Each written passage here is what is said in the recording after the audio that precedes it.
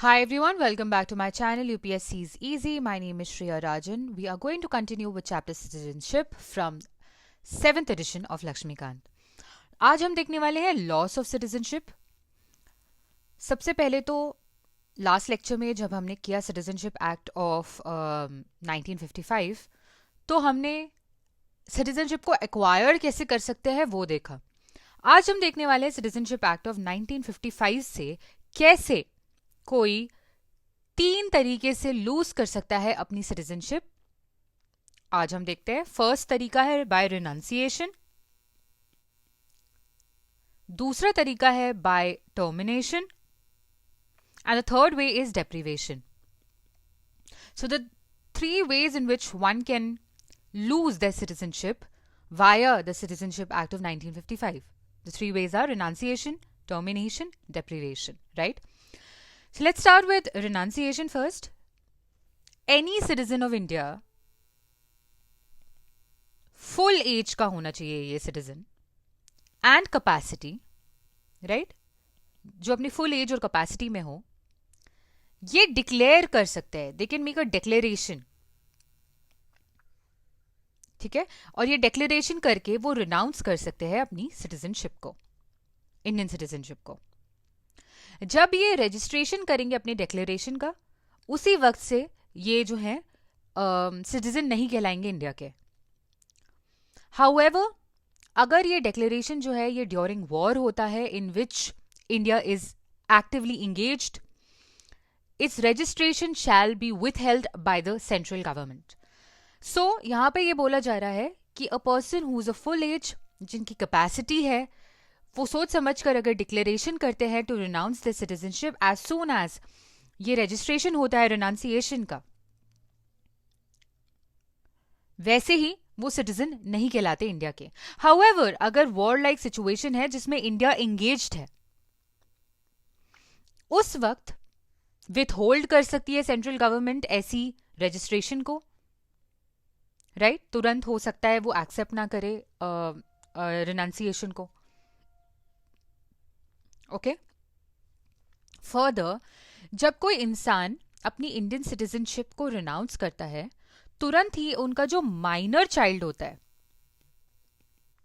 That minor child also loses his और हर citizenship. However, ये minor child जो है जब ये 18 की एज का होता है, तब विद इन 1 year, 1 साल के अंदर अंदर ये अपनी सिटीजनशिप को रिज्यूम कर सकता है. राइट? क्या बोला मैंने? अगर कोई पर्सन है जो रिनाउंस करता है अपनी सिटीजनशिप को, तो उनके जितने भी माइनर चिल्ड्रन हैं वो भी अपनी इंडियन सिटीजनशिप को लूज कर देते हैं. However, at the age of 18, जैसे ये जो माइनर चाइल्ड है ये 18 की एज अटेन करते हैं, 1 साल के अंदर अंदर ये इंडियन सिटीजनशिप को रिज्यूम कर सकते हैं. सेकेंड तरीका जो होता है इंडियन सिटीजनशिप को लूज करने का, वो है termination.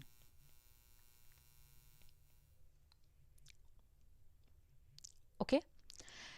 When an Indian citizen voluntarily,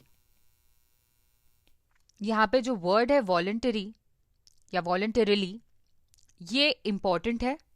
जब कोई इंसान वॉलंटरीली यानी consciously, without duress, without undue influence या विदाउट कंपल्शन वॉलंटरीली एक्वायर कर देता है सिटीजनशिप ऑफ अनदर कंट्री,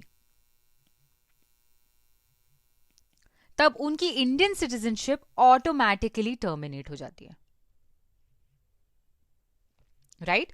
मैंने क्या कहा? सिटीजनशिप बाय टर्मिनेशन में जब कोई भी इंसान वॉलंटरीली यानी कि consciously, without any kind of influence, without compulsion, अगर voluntarily कोई किसी और कंट्री की सिटीजनशिप को अक्वायर करता है, तो उनकी इंडियन सिटीजनशिप ऑटोमेटिकली टर्मिनेट हो जाती है. हाउएवर, आपको ये याद रखना है कि ये जो प्रोविजन है, it does not apply during war. War के समय जिसमें इंडिया इंगेज्ड है, तब ये प्रोविजन जो है ये अप्लाई नहीं होगा. थर्ड जो कंडीशन है वो है बाय डेप्रिवेशन. कोई अपनी सिटीजनशिप तीसरे तरीके से भी लूज कर सकता है और यह है डेप्रिवेशन। ये जो तरीका है इसे आप बोल सकते हो it's compulsory termination of Indian citizenship by central government. तो यहां पे सेंट्रल गवर्नमेंट जो है वो टर्मिनेशन कर रही है सिटीजनशिप का। कब कर रही है उसकी कंडीशंस है। सबसे पहले अगर कोई सिटीजन है उसने सिटीजनशिप बाय फ्रॉड एक्वायर की है, फ्रॉड के तरीके से उन्होंने इंडिया की सिटीजनशिप को एक्वायर किया है, तब सेंट्रल गवर्नमेंट जो है वो बाय डेप्रिवेशन टर्मिनेट कर सकती है उस इंसान की सिटीजनशिप। सेकेंड, अगर जो सिटीजन है उन्होंने डिसलॉयल्टी शो की है towards the constitution of India. Third, disloyalty to the constitution, right.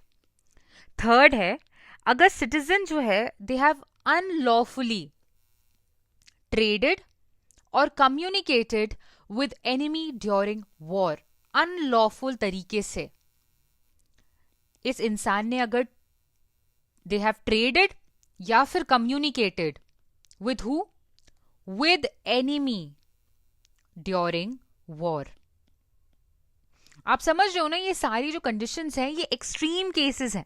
Bye fraud अगर किसी ने सिटीजनशिप को एक्वायर किया हो, या उन्होंने डिसलॉयल्टी शो की हो कॉन्स्टिट्यूशन को, या उन्होंने अनलॉफुली ट्रेड किया हो, कम्युनिकेट किया हो विद एनिमी ड्यूरिंग वॉर,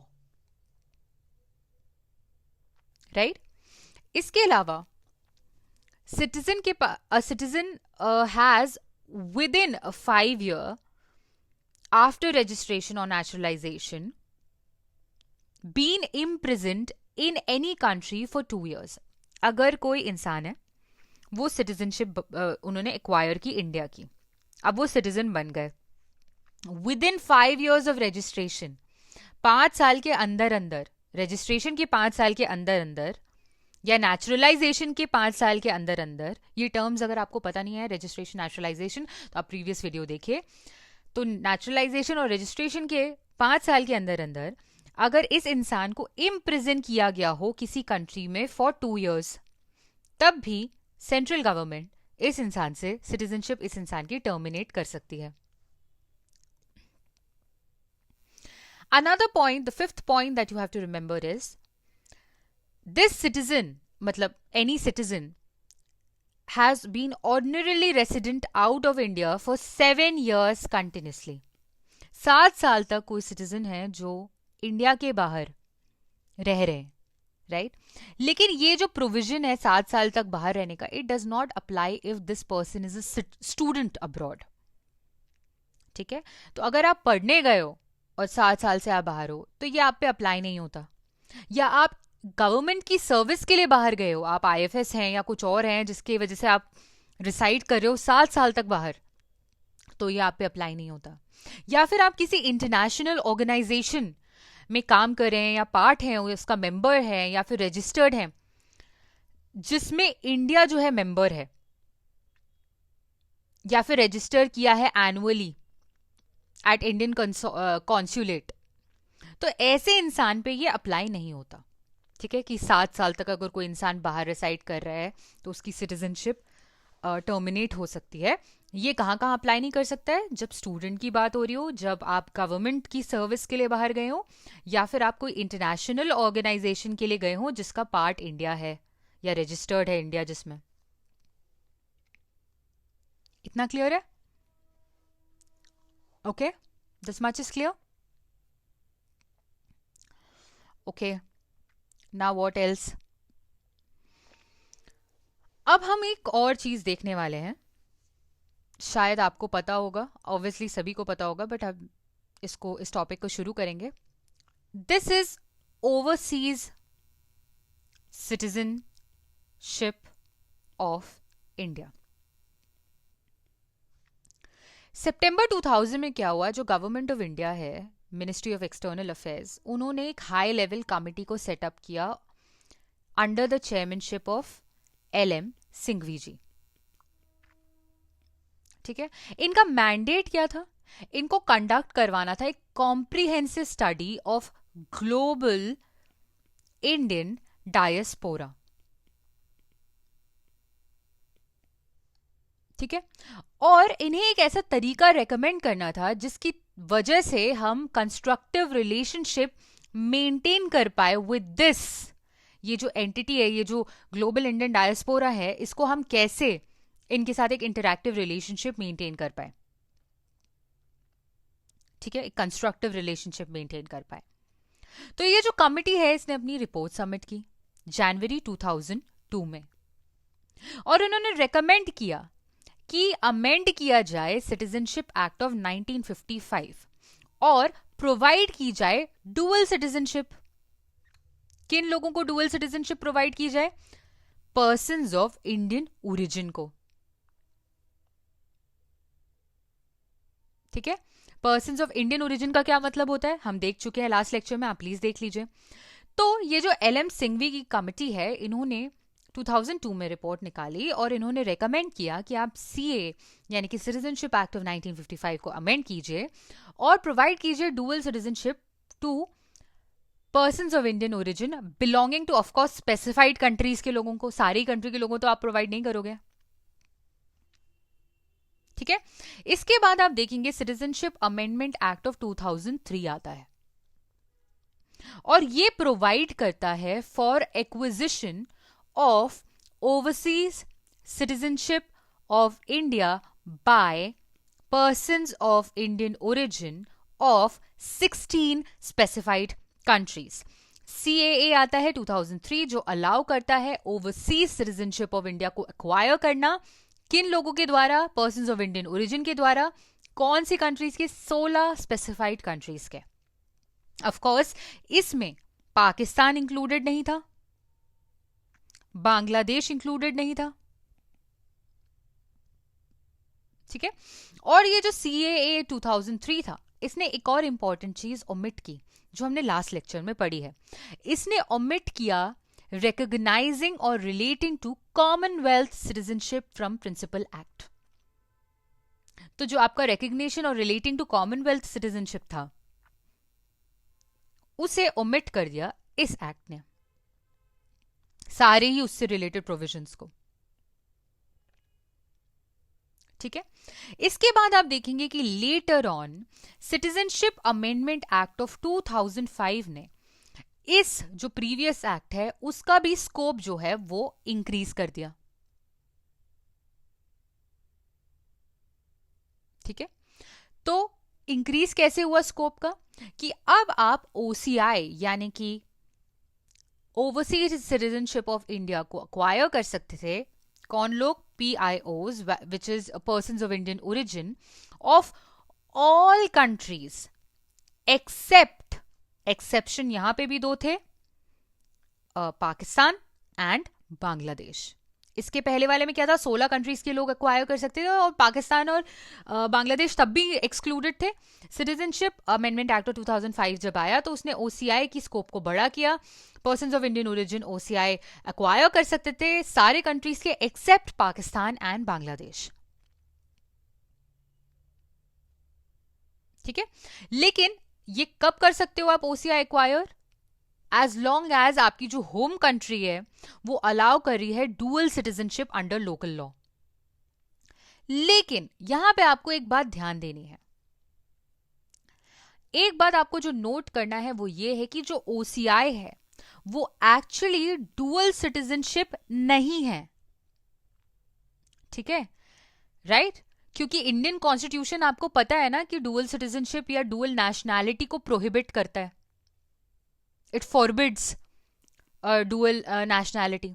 तो जो OCI है डुअल सिटीजनशिप नहीं है, ये आपको याद रखना है। आर्टिकल 19 के थ्रू आपको पता, आर्टिकल 9 के थ्रू आपको पता है कि डुअल सिटीजनशिप जो है इंडिया में फॉरबिडन है। Right, right. इसके अलावा आप देखेंगे तो अगर आपको कोई बोलता है कि OCI जो है वो डुअल सिटीजनशिप है, नहीं है ऐसा, राइट। इसके अलावा आप देखेंगे सिटीजनशिप अमेंडमेंट एक्ट आता है 2015 में, ये मॉडिफाई करता है प्रोविजंस को पर्टेनिंग टू OCI। ठीक है, ये एक न्यू स्कीम को इंट्रोड्यूस करता है जिसको आप बोलते हो OCI कार्ड होल्डर। ये स्कीम इंट्रोड्यूस होती है CAA 2015 में। ठीक है, ये OCI कार्ड होल्डर क्या चीज है, ये दो चीजों को मर्ज कर रहा है। एक होता था PIO कार्ड होल्डर, ठीक है, और ऑफ कोर्स दूसरा था OCI कार्ड स्कीम। इनको कंबाइन करके CAA 2015 ने लाया OCI कार्ड होल्डर। ये जो PIO स्कीम है, पर्सन्स ऑफ इंडियन ओरिजिन की जो स्कीम है, ये एक्चुअली इंट्रोड्यूस हुई थी 2002 अगस्त में, अगस्त 19 2002 में ये इंट्रोड्यूस हुई थी। इसके बाद आप देखेंगे जो ये OCI स्कीम है, कार्ड स्कीम, ये इंट्रोड्यूस हुई थी 2005 में, दिसंबर 2005 में। ओके, और ये जो दोनों ही स्कीम्स थी ये पैरेलली चल रही थी, लेकिन जो OCI स्कीम है ये ज्यादा पॉपुलर हो गई। इस वजह से there was unnecessary confusion in the minds of applicants.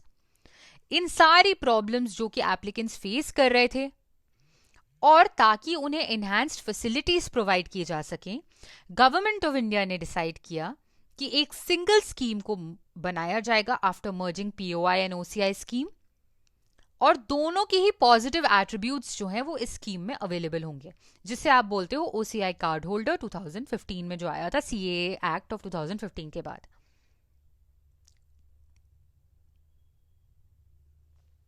ठीक है, और आपको पता है ऑब्वियसली अब ये आ गया है CAA 2015, तो जो PIO स्कीम है उसे रिसेंड कर दिया गया था, and it was notified that all existing PIO holders shall be deemed to be OCI holders from January 9, 2015। ठीक है, तो अब January 9, 2015 से ये जो PIO होल्डर्स थे अब वो OCI कार्ड होल्डर्स हो जाएंगे।